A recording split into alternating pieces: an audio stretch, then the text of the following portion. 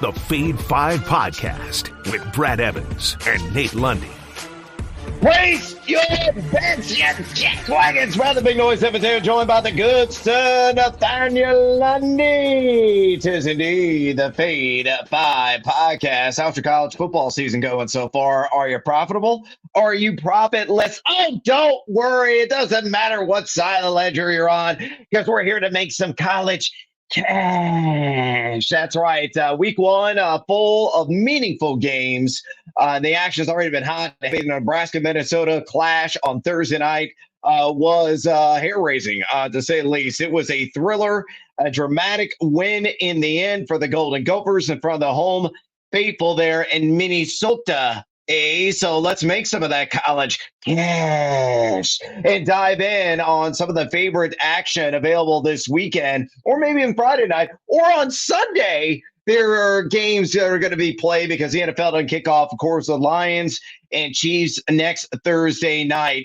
Lundy, I'll bat lead off here. And you can feed or follow this if you want. If you have a pick, great. If you don't, maybe this one interests you because you live in the greater Denver area. And oh my God, the hype has been deafening around old Deion Sanders, Mr. Primetime there, donning the cowboy hat, the boots, and strutting along the sidelines. I think he gets his ass waxed in his first game as head coach of the CU Buffs. I'm going to lay the chalk, and it's a heavy number here on TCU, minus 1.5, minus 110. There is a juice at BetMGM. 53 transfers in total in and out of the program for Colorado this offseason. So complete makeover of this roster. Deion is a happy camper right now. He's really hyping up this team. He is masterful on social media. He's got to get it done eventually, but it's going to take some time for this squad to ultimately gel. We'll see how his kid is under center. He put up some ridiculous numbers as quarterback of Jackson State last year, and younger Sanders, a guy that has that duality, can beat you with the arm and with the legs. But, you know, this is TCU. They still have a formidable defense, and they've got a quarterback in Chandler Morris, a little bit stepped down from Duggan, who they had last year under center, but they got a plus offensive line. They got a strong ground game spearheaded there by Trey Sanders, and they got experience, oodles of it, in the linebacker core. I think they're going to have one of the strongest secondaries in the country based on the snaps they have played and, some of the battles that they have endured during their careers. And then look at Colorado defensively. Remember, they gave up 44.5 points per game last season. Despite the new bodies in place and that makeover, it's going to be a work in progress. And on top of that, I think the offensive line is going to be way below average. Sound familiar? Broncos with similar woes as the CU Buffs. So TCU minus 20.5 and Prime's first game representing Boulder minus 110 at BetMGM. Lundy, what do you say about this one? Or possibly got to pick up your own. Well, I'll be honest with you. I kind of want to stay away from this game in part because I think that between the hype train, the fact that it's going to be nearly triple digits in Fort Worth for this game, I believe. The weather is going to be hot as hell. It's going to be humid because it's North Texas. All of those things combined. Here's how I'd rather play this game. Let me just throw this out there for you. And I haven't done this, so go do it on your own. I would rather bring that number for TCU down, and I'd like to do it at about 16.5.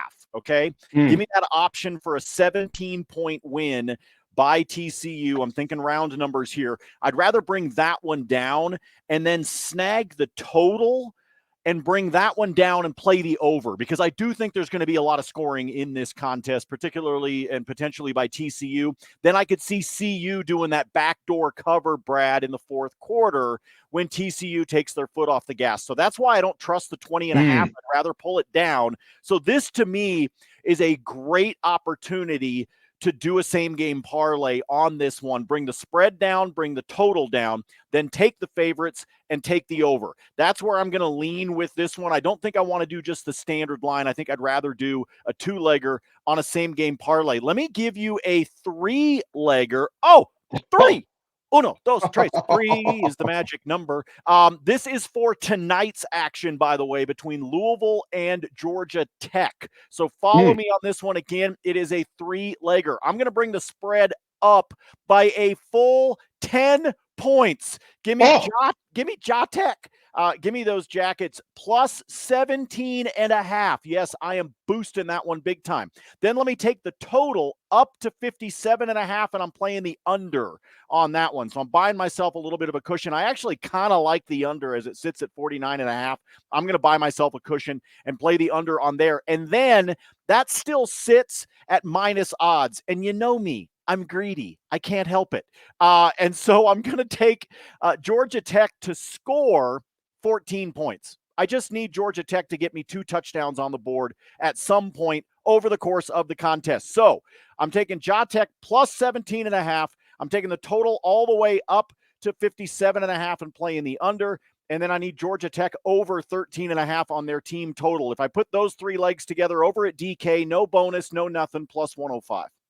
Oh, get seduced by that baby juice with that Nate Lundy selection. With those bets on the board, let's get after it with another edition of the Fade 5. Number 5.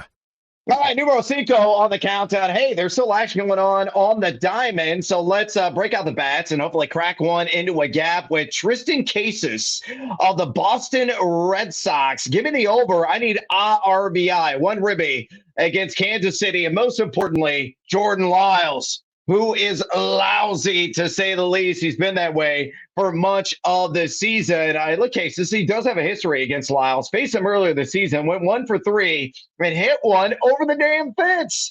And his only base knock that he had, it was a home run. You look at Lyles, 2.09 home run per 9 mark allowed on the season. Oh, and it gets far worse since the All-Star break. That number has climbed to 2.56. So it could be another round tripper for Casas, but it could be a single with a guy stand on second or third base and knocks him in. I just need him to plate somebody. Lyles has given up 852 OPS to left-handed hitters this season. And you look at Casas, he's done this in 8 contests here in the month of August, batting very respectable, 294 with a 916 OPS. He's got a 226 ISO mark, nothing to overlook there on the season. So I think the table's going to be set with Devers, Russ Snyder, somebody, maybe Verdugo in this lineup. At Casas, likely batting 5th or 6th in the lineup, will crack a bat and knock somebody in. So Triston Casas over a half a RBI against KC, plus 165 there, available at a DraftKings. Lundy, way to follow. Well, first of all, I want to acknowledge the fact that, yes, we are aware that Brad sounds like he's in a bathroom stall. I think it's important. I apologize. I left my equipment in Chicago. Yeah, I left my heart in San Francisco too, but that's not the point. Look, I just want to acknowledge that so that people don't go, the hell's wrong with Evans today on the podcast? If you're watching the video, by the way, on YouTube, solid shirt, my man. Solid Hawaiian shirt. All about Hawaii, baby, tonight. We're going to get to that in a minute. Yeah, we'll talk about that one coming up. Really like this. You and I pronounce it differently. I say Triston Casas. You say Casas. Or Casas. It doesn't matter. Casas. I don't care. Devers. You're just making shit up now. No, I really like this one. And this guy, Brad, this guy right here, Triston Casas, is coming back in bonus time because I've got baseball and college football in bonus time. So really like this for the RBI. I've got a same game parlay that involves him. We'll talk about in the BT. I like to butcher names. Hopefully, I didn't butcher this bet. Number 4.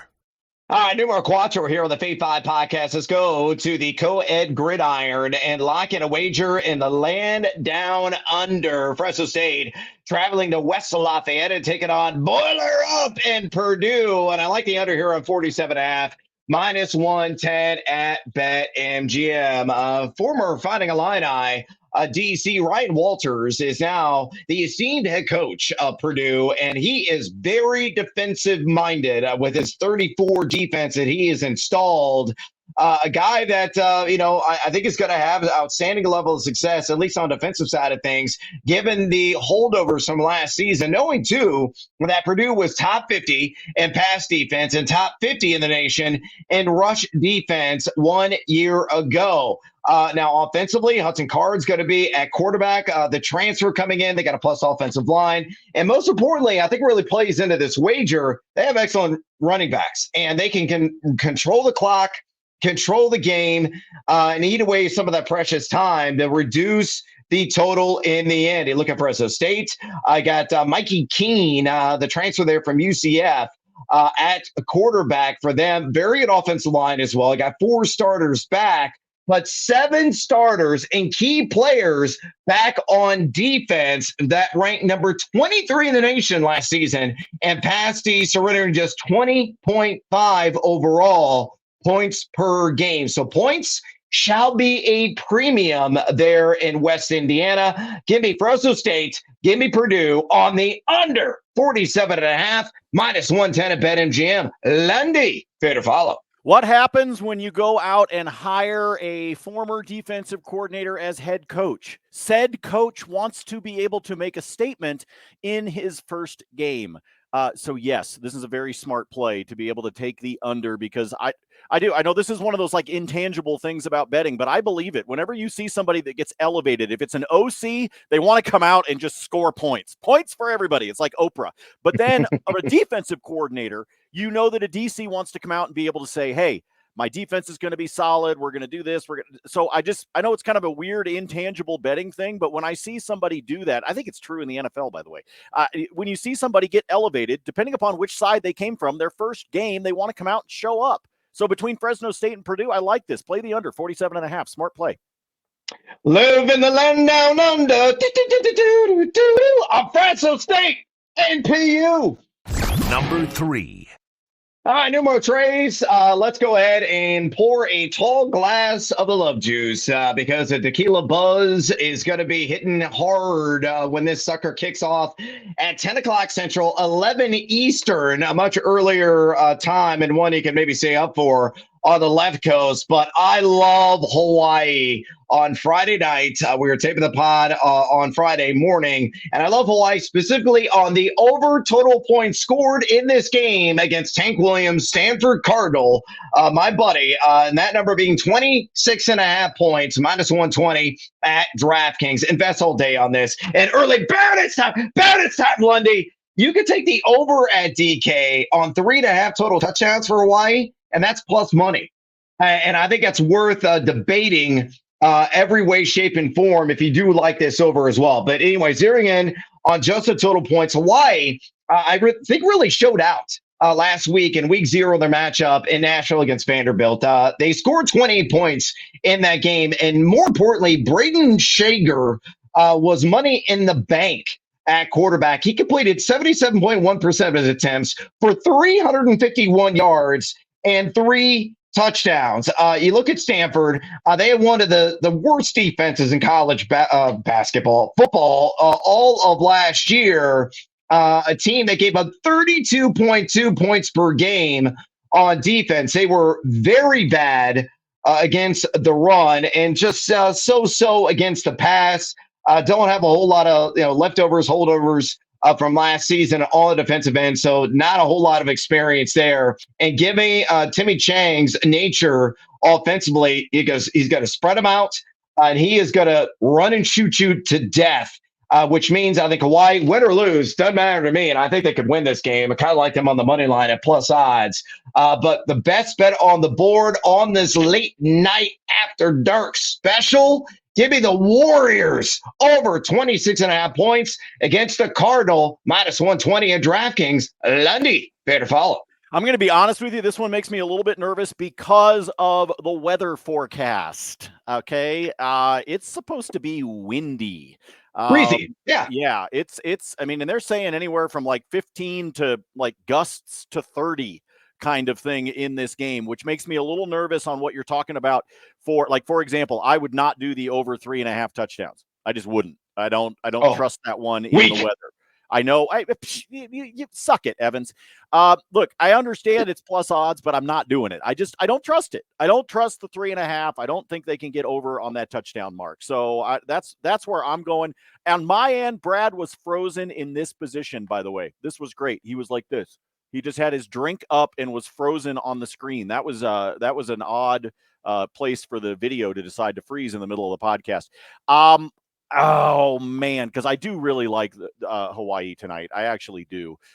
Against Stanford. Stanford was the preseason poll dead last by the Pac-12 media, just below Colorado, by the way. So I think Hawaii's got a really good opportunity. They only won 3 games last year, but all 3 of them were at home. So trying to defend things. Plus, I think there's going to be some emotion after everything that happened in Maui. So I think you've got all of that stacked up. All right, fine, I'll follow. That's a really long-winded way of me to say I'm going to folloh. Go ahead. Who cares about the wind? Serve up some Mai Tais. I wore this damn shirt for a reason. Aloha with Hawaii. Number 2. All right, New Orleans and some Sunday action and the marquee matchup and one of the big games of the entire Week 1 college football slate.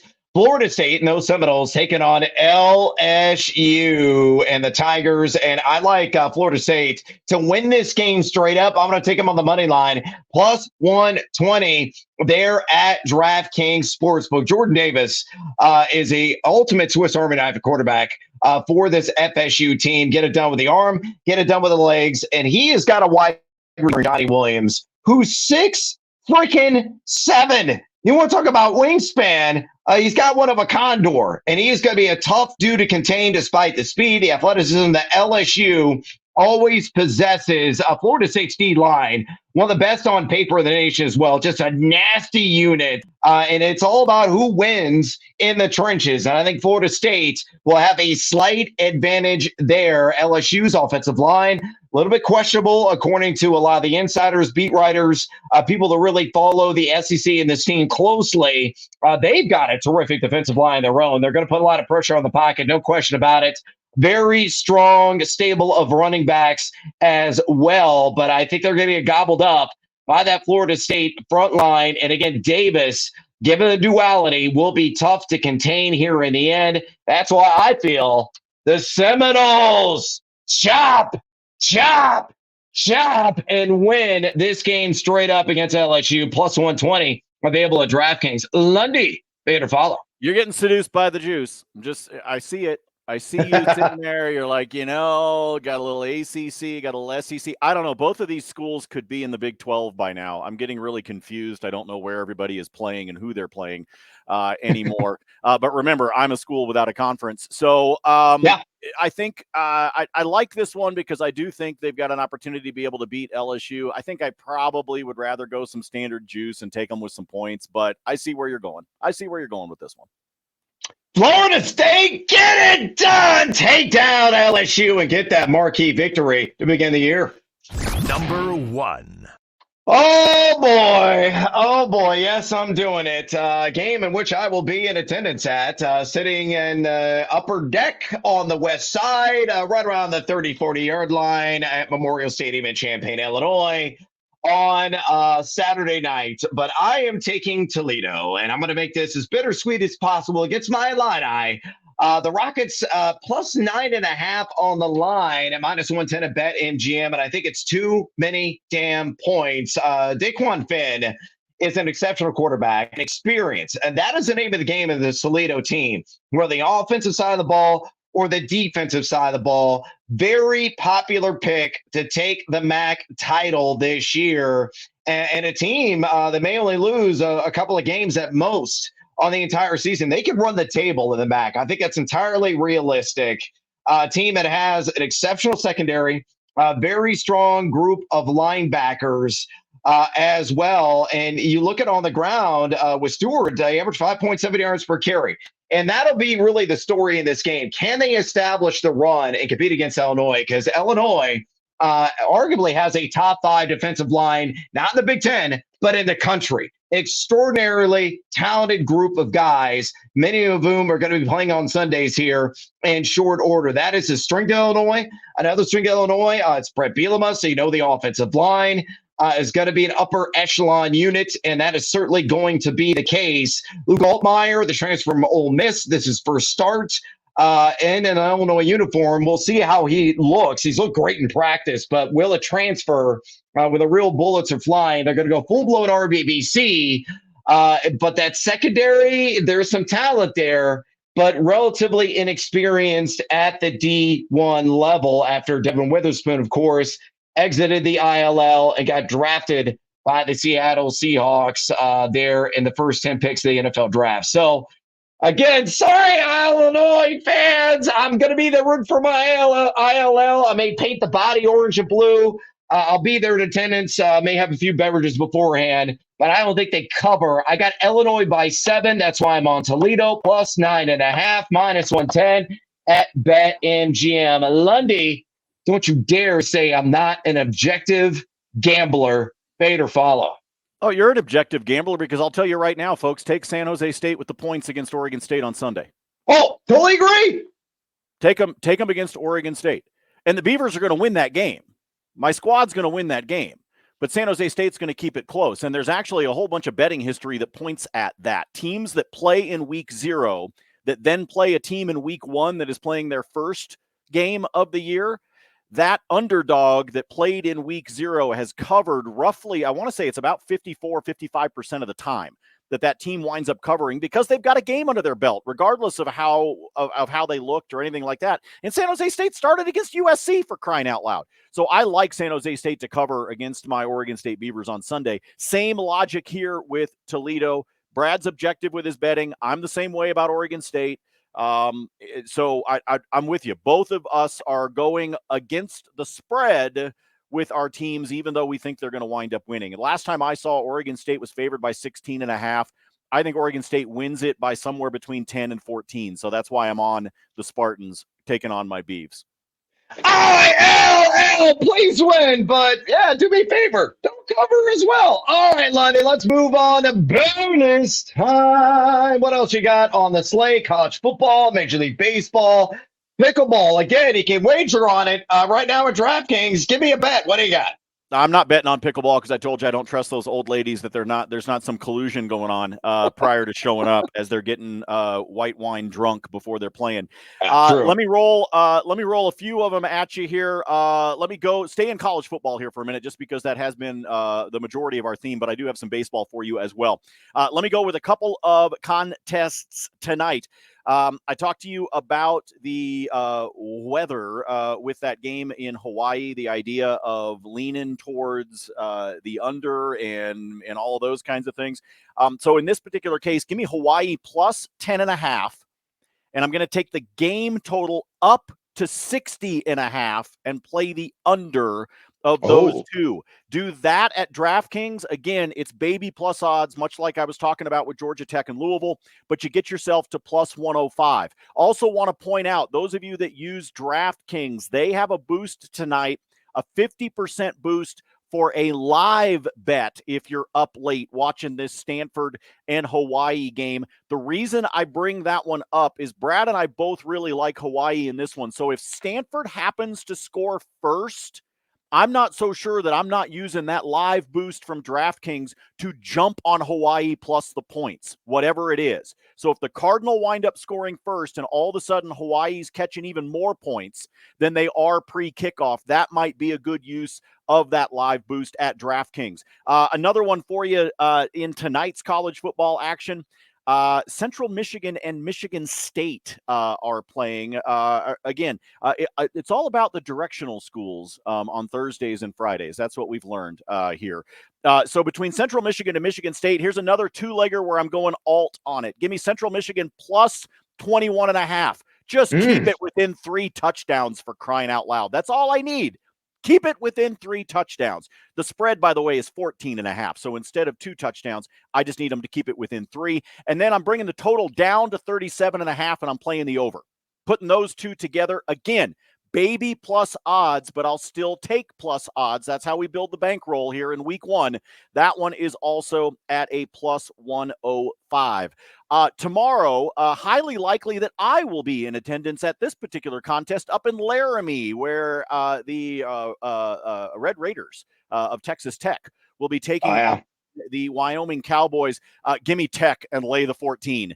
I think Tech's going to come into Laramie and take care of Wyoming, but that's a game that I may wind up being in attendance at, just like you are going to be at Memorial Stadium there in Champaign. So lay it's standard juice, but lay the 14 with Texas Tech. This is one that I think Tech wins by at least 17. So lay those points. And by the way, I feel the same way about UCLA taking on the Chanticleers of Coastal Carolina. UCLA also favored by 14. I think they're winning that one by 17 plus. So I will lay the 14 with UCLA. Back over to Major League Baseball, and then I promise I'll shut up. Give me the total bases for Ronald Acuna Jr. tonight against the Dodgers. That one you can get at plus 113. Little extra juice there at Caesars. It's plus 110 everywhere else. I'll take the extra 3, plus 113 with the Emperors at Caesars. Toronto, the Blue Jays are here in Denver to take on the Colorado Rockies or the Colorado Gravel, whatever you want to call them, because they're awful. But Toronto is here. Folks, it's supposed to be almost 100 degrees here in Denver today. Wow. So that's all going to be popping. And you know who's been popping for Toronto? Davis Schneider. Give me the over on his total bases at minus 115 at DraftKings. And if you want to get crazy with the Cheese Whiz, he is a plus 490 at Caesars to hit a round tripper, and I think he's likely to do it, taking on this Colorado team that I've told you a bunch. They are already phoning it in. 2 more for you. Same game parlays. Let's go to Boston and Kansas City. They are playing at Kauffman Stadium. Give me Rafael Devers for a hit. Give me Triston Casas for a hit, and give me the over at an alt total of 6.5. Put all 3 of those together at DraftKings. That's a plus 115. And finally, you may be about to talk about this guy, Brad. I might be stealing your thunder, but I know how much you love it when Kodai Senga is on the bump. Yes. So here we go. This is all about Kodai Senga and Logan Gilbert, okay? I need Senga to have 5 or more strikeouts, 2 or more walks. I need Gilbert to have 5 or more strikeouts and a walk. If all 4 of those legs hit in the battle between the Mariners and the Mets, it is plus 145 at DraftKings. Real quick, Senga on the 5 and the 2. He's done both of those together in 6 straight games. That's why Brad and I keep betting on him here on the Fade 5. Then you go to Logan Gilbert with the 5. He's done that in 9 of his last 10 games in terms of getting 5 punch-outs, and he's also had at least a walk in 6 of his last 8. So again, Senga for 5 or more Ks, 2 or more walks. Gilbert for 5 or more Ks and a walk, plus 145 at DraftKings. As always, the Friday episodes of the Fade 5, by the time we get to football season, are supersized. So we're going a little long here, but I yield the floor to the gentleman from Illinois. Yeah, I'm going to rapid fire right now. Let's go to the TeamHuevos parlay play of the day on this multi-legger, the late night affair between the Dodgers and the ATL. I say both teams score a couple of runs. LA has done that in 27 of the last 28 games, and Atlanta has done it in 28 straight games. Leg numero dos, Max Fried issues a pair of walks. We've said this time and time again. LA, one of the most patient teams in Major League Baseball this season. Number 9 in base on balls percentage the last couple of weeks, and Fried has done this in 3 of 9 starts. Leg numero 3, Julio Urias. I just need a walk. He has done this in 14 of 17 starts, his last 17 starts. Atlanta, just number 23 in base on balls percentage, but I bet you Matt Olson will draw a walk at a critical situation. From that free pass, I just need the one anyway. And then finally, the hottest hitter on the planet, Mookie Betts. I just need one hit, one slap in the outfield. I don't care if you're 2 for 21 lifetime against Max Fried. You're batting .458 the last 30 days. You're batting .343 at home, and you've gotten at least a hit in 33 of your last 35 games. That's mind-blowing. So all 4 of those legs hit, plus 275 available at DraftKings, and that's with no boost. you can apply the boost, and I think it's like plus 340 something. So take advantage of that right now. Okay, additional bonus time. And I'll go quick. I will give you all the reasons because Lundy already laid it out. I'm on Michigan State, but I'm laying the chalk. I will lay the 14.5. He's playing it up, getting that cushion in, or avoid the cushion with Central Michigan. But I think the Spartans do cover this game, and hopefully Lundy will cash in on that CMU portion of his leg of the parlay. Elsewhere for me, I like USA and Tulane on the under 51.5 this weekend. Both these teams plus defenses, in my opinion. I think, a little bit of jitters will come into play here. I think this line is a little bit too high. It should finish in the upper 40s. You might have to, beat the sweat off your brow toward the end. But I think the under hits between South Alabama and Tulane on that 51.5. I'm with you on San Jose State. I had them written down here, plus 16.5 against your Beavs team. Again, with a game under the belt. And let's be honest, they covered against USC. The offense, they have enough weapons there. Siobhan Cordero is a guy that can get it done. He had 3 touchdown passes last week, get it done with a duality.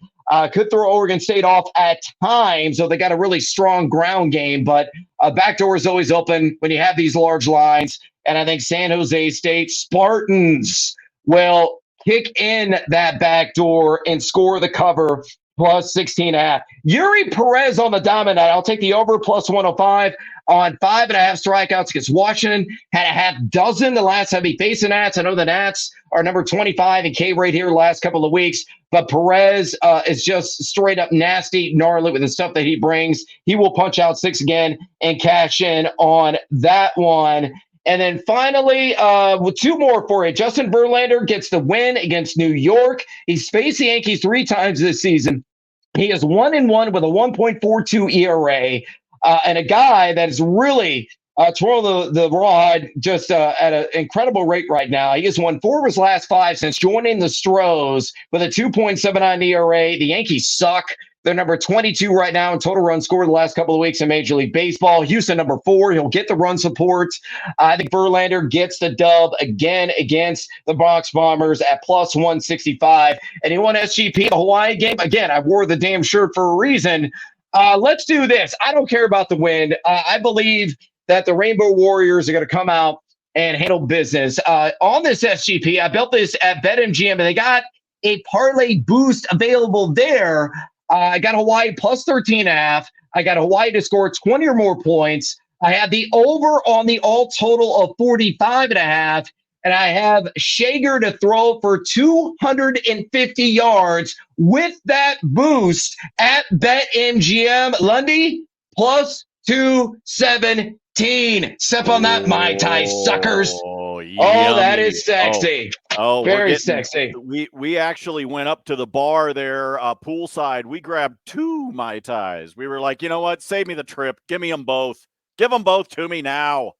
Yeah, just double fisting all day long. And I got to go. I wore this shirt. I need to apply the hula skirt and some sunscreen and find some of those Mai Tais. So we are done. That is a wrap here on the Fade 5 podcast. Do us a favor, drop us a rating and a review. Would you kindly give us a thumbs up on YouTube if you're watching this?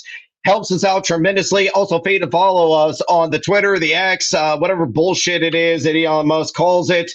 You can follow Lundy in his free spreadsheet picks at Nate Lundy. I do the same thing at Noisy Huevos. Good luck in week 1 of college football. Good luck on the diamond. Good luck in all your wagers. And as always, fade or follow. That is up to you.